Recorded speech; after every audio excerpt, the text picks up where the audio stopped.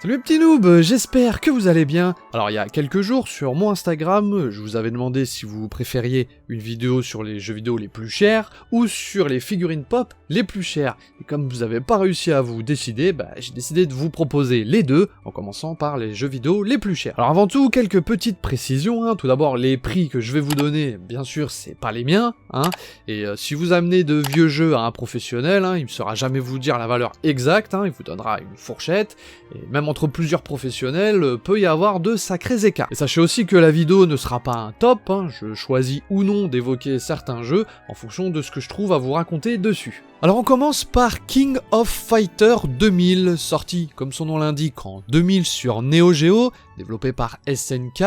Malheureusement, l'entreprise fera faillite et seulement 100 exemplaires verront le jour, comptez entre 3600 et 6000 € pour vous procurer un exemplaire. Allez, j'enchaîne avec Red Sea Crossing, sorti en 1983 sur Atari 2600. De ce que j'ai trouvé dans mes recherches, pour se procurer ce jeu de plateforme, retraçant la vie de Moïse, il fallait envoyer un courrier au constructeur et non aller en magasin. Pas vraiment l'idéal pour se procurer un jeu à l'époque. Il était vendu avec une cassette audio et un livre de coloriage, une centaine d'exemplaires auraient été produits, mais au jour d'aujourd'hui seulement 2 ont refait surface. Les 2 se sont vendus sans cassette ni livre de coloriage, au prix de 9 636 € et 12 971 €, mais à mon avis leur prix va continuer de grimper. Est-ce que la cartouche Nintendo Challenge Campus ça vous parle ? Sortie en 1991, elle comportait 3 jeux, qui étaient Super Mario 3, Dr Mario et Pinbot. Les cartouches furent créées pour un tournoi organisé par Nintendo sur les campus universitaires au moment du Spring Break. Les cartouches devaient être détruites après ce tournoi, mais un ancien employé de Nintendo en retrouva une dans son garage qu'il revendut. Les derniers prix de vente étaient de 12 974 € et 18 627 €.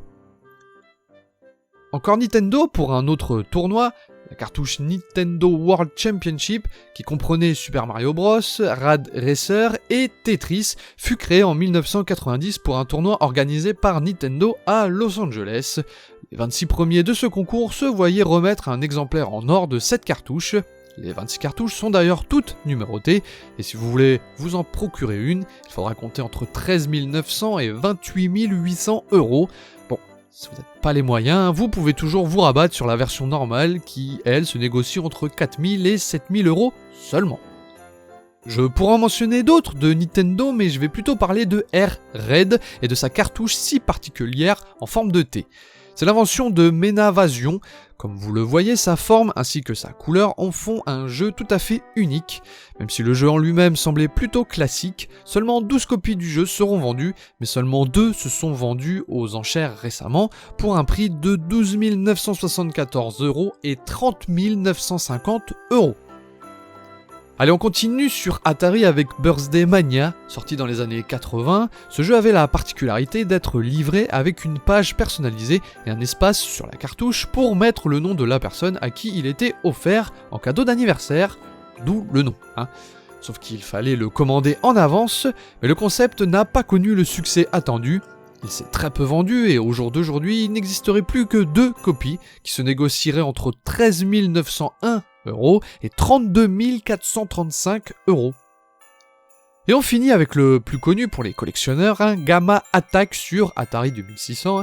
Seules quelques cartouches furent commercialisées, mais au jour d'aujourd'hui, il ne resterait plus qu'une cartouche en circulation qui a été vendue la dernière fois contre 46 337 €. Elle aurait été vue sur eBay récemment en vente pour 500 000 $. Alors je passe vite fait Tetris sur Sega en version JAB qui se négocie entre 2800 et 15 000 €, et récemment une version de Super Mario Bros 3 neuf sous blister s'est vendue 156 000 $, ce qui équivaut à 130 000 €. Voilà les petits noobs pour ces jeux qui se vendent à des prix exorbitants. Alors bien sûr il y en a d'autres, on pourra d'ailleurs faire une autre vidéo si ça vous intéresse, mais dites-moi plutôt vous mes petits noobs, quel est le jeu qui vaut le plus cher dans votre collection. Nous on se retrouve demain pour une nouvelle vidéo. En attendant mes petits noobs, je vous fais des bisous, prenez soin de vous et de votre famille, sur ce portez-vous bien. Ciao, bye bye.